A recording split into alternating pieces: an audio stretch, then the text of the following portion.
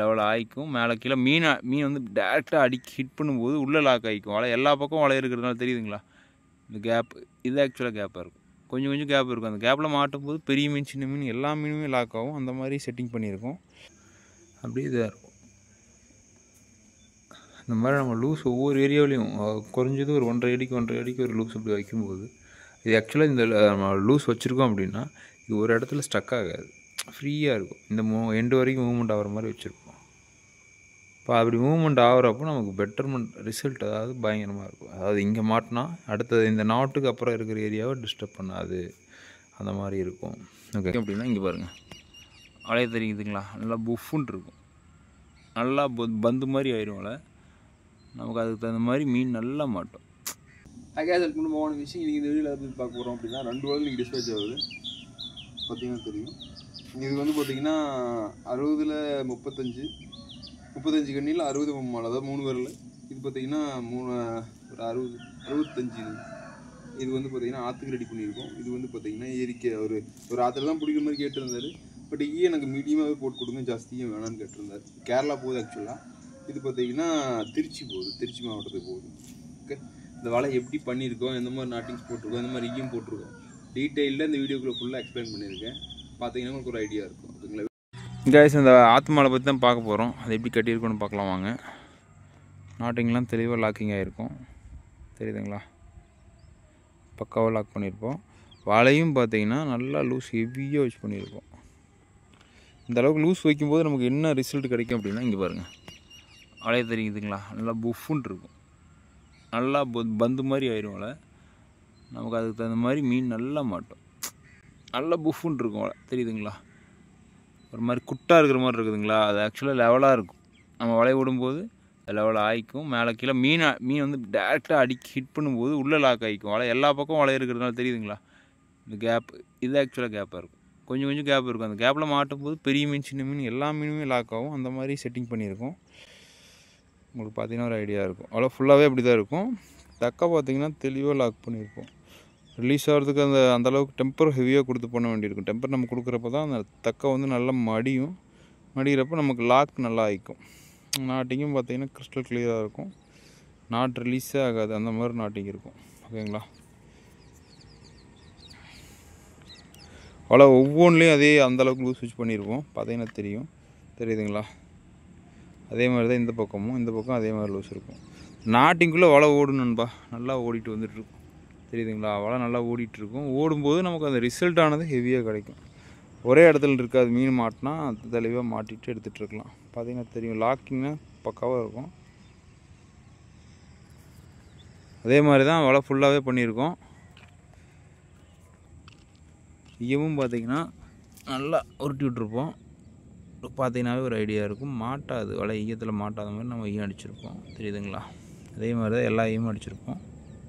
நல்லா க்ளோஸில் இருக்கும் வலை. இந்த வலை மற்ற வலையோட கம்பேர் பண்ணுறப்போ நல்லா க்ளோஸில் கட்டியிருப்போம். நல்லாயிருக்கும். கயிறும் பார்த்திங்கன்னா நல்லா ஹெவியான கயிறு தான் போட்டிருக்கோம் ஈயத்துக்கு. இந்த மாதிரி கயிறு போட்டால் நல்லா ஸ்ட்ராங்காக இருக்கும். மேல் கயிறும் நார்மலாக போடுற கயிறை விட, அதாவது நம்ம மாலை பொறுத்து கயிறு மாற்றி போடுவோம். தெரியுதுங்களா? நல்லா திக்னஸ் இருக்க கயிறு. இது வந்து 6/3ன்னு சொல்லுவாங்க. அதாவது ப்ளைன்னு சொல்லுவாங்க. ப்ளை வந்து இதில் 6 லேயருக்கு இருக்கும். இது வந்து கொஞ்சம் அதோட ஜாஸ்தி. ஓகேங்களா? 9/3ங்கிற மாதிரி இருக்கும்.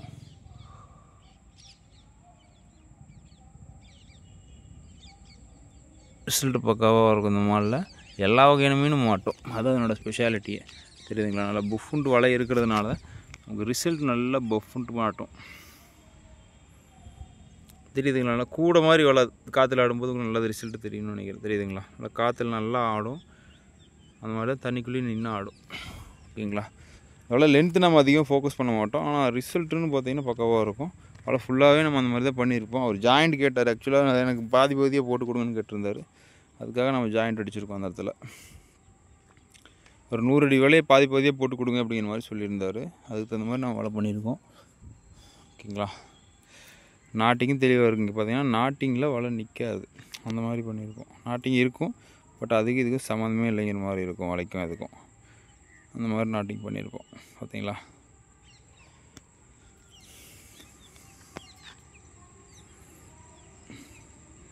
ஒவ்வொன்றும் இப்படி தான் பண்ணியிருப்போம்.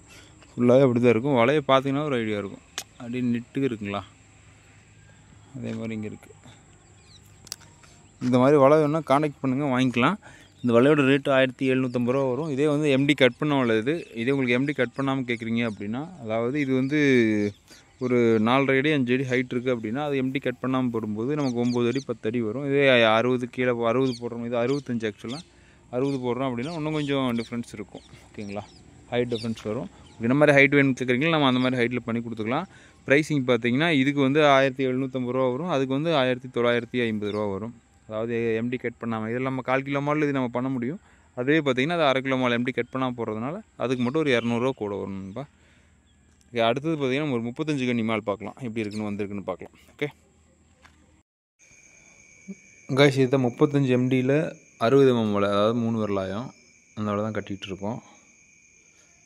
இந்த வலை பார்த்திங்கன்னா ஒரு 200 அடிக்கிட்ட கட்டி முடிச்சிட்டேன். அப்புறம் பேலன்ஸ் கொஞ்சம் இருக்குது, பண்ணிகிட்ருக்கேன். பார்த்திங்கன்னா தெரியும் நாட்டிங் எப்படி பண்ணியிருக்கோம் அப்படின்ட்டு. ஆக்சுவலாக நாட்டிங்கே இந்தளவுக்கு ஸ்ட்ராங்காக பண்ணுறோம் அப்படின்னா ரிலீஸ் ஆகாது, பெட்டராக இருக்கும். அந்த நாட்டிங் பார்த்திங்கன்னா உங்களுக்கு தெரியும் இந்தளவுக்கு ஹெவியாக பண்ணியிருக்கோம் அப்படின்ட்டு. லூஸும் பார்த்திங்கன்னா தாறுமாறாக தான் நுணுக்கி விட்ருப்போம், கம்மியெல்லாம் இருக்காது. ஓகேங்களா, நல்லா கிளியராக இருக்கும். நெட் அந்தளவுக்கு பர்ஃபார்ம் பண்ணணும். அப்புறம் ஒரு வலை கட்டி கொடுக்குறோம் அப்படின்னா அந்த பர்ஃபார்மன்ஸ் எப்படி இருக்குன்னு நம்ம சொல்லணும்னு அவசியம் இல்லை, வாங்கின கஸ்டமருக்கு தெரியும். இது ஆக்சுவலாக இந்த நெட்டு கேரளா போகுது, இந்த லோக்கலில் பண்ணி கொடுக்கல. இதுலேயும் அதே மாதிரி தான் ஒவ்வொன்றிலையும் நாட்டிங்கும் பார்த்திங்கன்னா ஒரு நாட்டிங்கும் அப்படி கிறிஸ்டல் கிளியராக பண்ணியிருப்போம். லூஸும் பார்த்திங்கன்னா நுணுக்கி விட்டுருப்போம். தக்கையும் ப்ராப்பராக லாக் பண்ணியிருப்போம், தெரியுதுங்களா. இந்த தக்கை ரிலீஸ் ஆகிறதுக்கு சான்ஸே கிடையாது, வலையில் ஏதாவது மாட்டுறதுக்கும் வாய்ப்பு கிடையாது. இந்த மாதிரி இன்டர்லாக்கிங் பண்ணி தமிழ்நாட்டில் யாரும் சேல் பண்ணுறது கிடையாது. கொஞ்சம் டைம் எடுக்கக்கூடிய ப்ராசஸ் தான். அதை நம்ம பிஸ்னஸ் மைண்டடாக பண்ணும்போது அது கொஞ்சம் கஷ்டம் தான். பட் நம்ம அதை ஃப்ரீலான்ஸராக பண்ணும்போது நமக்கு கொஞ்சம் ஈஸியாக இருக்கும். ஓகே, வலை பக்காவாக வந்துருக்கணும்னா அது எந்த கம்ப்ளைண்ட்டும் கிடையாது. அதை நம்ம ஒரு வலை கட்டுறோம் அப்படின்னா நமக்கு தெரியும் அந்த வலை எந்த அளவுக்கு ரிசல்ட் இருக்கும் அப்படிங்கிறது நம்மளால் ஃபீல் பண்ண முடியும், வலை கட்டும்போதே ஃபீல் பண்ண முடியும். ஓகே,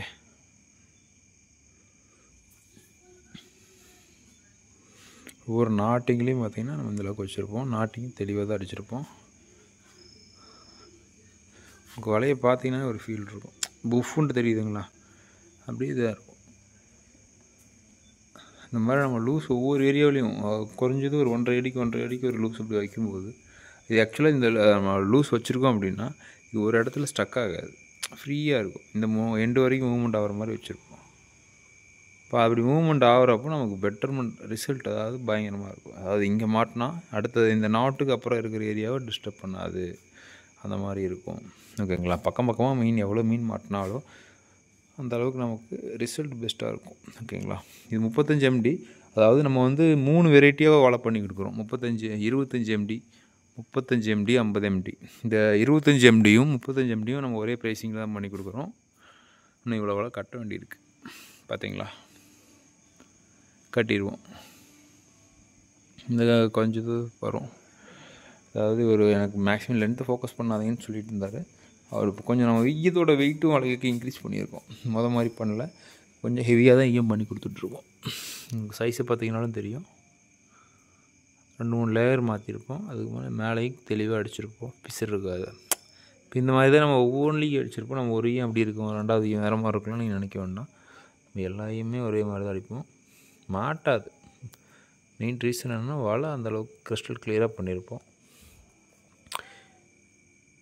நீட்டாக இருக்கும். அதாவது இது எட்ஜு தான் பார்த்திங்கன்னா ஃப்ளோட் அடிச்சிருப்போம், கரெக்டாக அது 0-0 அடிச்சிருப்போம். அப்படி 0-0 அடிக்கும்போது நமக்கு பெட்டராக இருக்கும் ரிசல்ட்டு. டைம் எடுக்கக்கூடிய ப்ராசஸ் தான். அதனால் நம்ம வந்து ஒரு வலை பண்ணுறதுக்கு 7 நாள் கிட்ட ஆகுது. 7 நாள் ஆக்சுவலாக 7 நாள் இது ஆகாது. பட் நமக்கு அது ஒர்க் போகிற ஆளுங்காட்டி டெய்லியும் ஒரு 2 hours 3 hours ஒர்க் பண்ணுவோம் நைட்டில் வந்துட்டு. அந்த டைமில் தான் நம்மளால் இந்த வலை பண்ண முடியுது. நம்ம வீட்டிலேருந்து பண்ணுற மாதிரி இருந்தால், நம்ம ஃபுல் டைமே பண்ணுற மாதிரி இருந்தால் 1 or 2 days நம்மளால் வலை கொடுக்க முடியும். நமக்கு அந்தளவுக்கு டைம் கிடையாது மெயினாக. ஓகே கைஸ், இப்போ அடுத்த வீடியோவில் பார்த்தீங்கன்னா தெரியுதுங்களா, லூஸ் சைடில் வச்சு காட்டுற பாருங்க.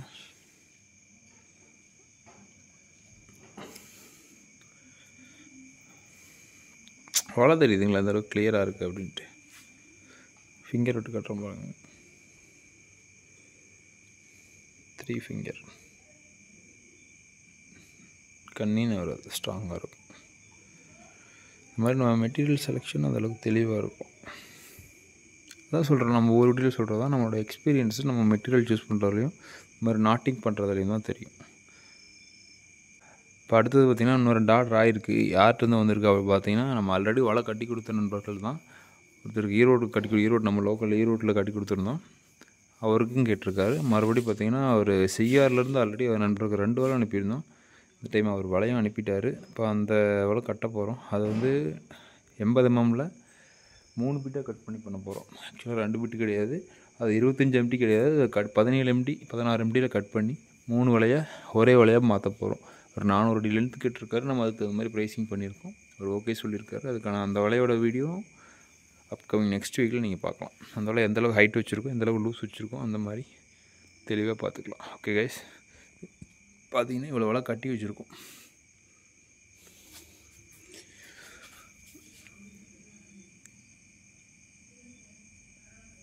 ஃபுல்லாக போட்டிருக்கோம். ஓகே கைஸ், அடுத்தது ஒரு அருமையான வீடியோவில் பார்க்கலாம். அடுத்தது ஒரு 35 கண்ணியில் தான் 70 mm வலை வருது. நெக்ஸ்ட் வீடியோவில் அதை பற்றி தான் பேச போகிறோம். Stay tuned. Love you guys.